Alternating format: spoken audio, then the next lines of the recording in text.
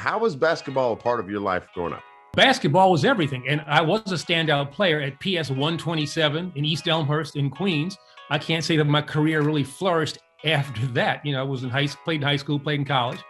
But the coolest guys in the world were basketball players. I grew up at a time when Walt Frazier and Earl Monroe were the Rolls-Royce backcourt for the New York Knicks. I'm a long-suffering Knicks fan, although I'm just shocked at what's going on in New York now.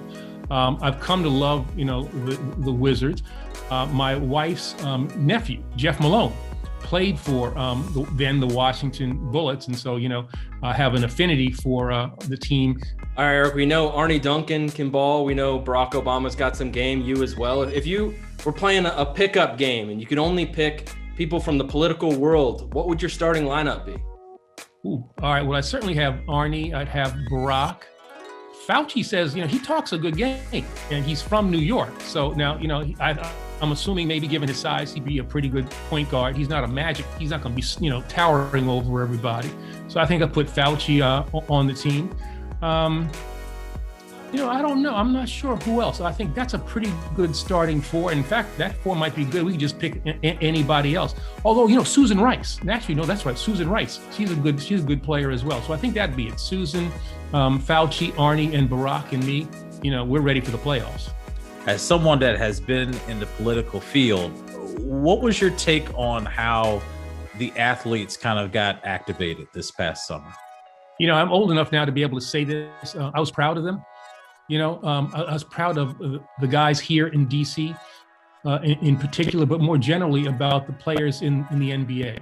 LeBron, all the folks have really, used their voices, used the platform that they have to raise the consciousness of people around the country about the issues that people of color are facing in the United States, the problems of systemic racism, the problems with, police abuse. It's the kind of thing that, I think for maybe too long, athletes got away from that activist image. I grew up with Jackie Robinson, Muhammad Ali, Kareem Abdul-Jabbar, guys who were unafraid, to take risks, to express themselves and try to move the nation in a better way. And it is great to see these young NBA players, embracing that heritage.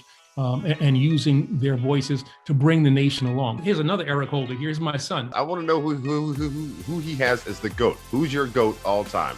And be prepared for pushback. I think it would probably have to be Michael Jordan. Just because he's the way he when I saw the Last Dance documentary about it, you see about these players coming to their own, maybe their second or third year doing what they usually do in college and all that stuff. I think if you take prime Michael, prime Kareem, prime Wilt, prime Oscar, Bill Russell, LeBron's still playing, so his prime seems like it's going on forever. Prime Kobe. I think the man is Kareem. 6-time MVP, 6 rings, dominated college. So the guy from, let's say, his second year with the Milwaukee Bucks and 5-6 years beyond that, prime Kareem. He's the guy you'd want to build your franchise around. I do have one final question for you before we get out of here. I know this is the first year the league has implemented the play-in as part of the tournament. Just what are your thoughts from a strategy-wise about, having that and what it means for the playoffs for the league, and if they even decide to keep it moving forward? I actually think it's a pretty good idea because, oftentimes you think, 7, 8, 9, 10 teams, you just kind of get through those. There's early, round sacrifices to the better teams. But having that play-in generates some interest around those last 4 teams. So I think it's certainly an interesting experiment, and let's see what happens.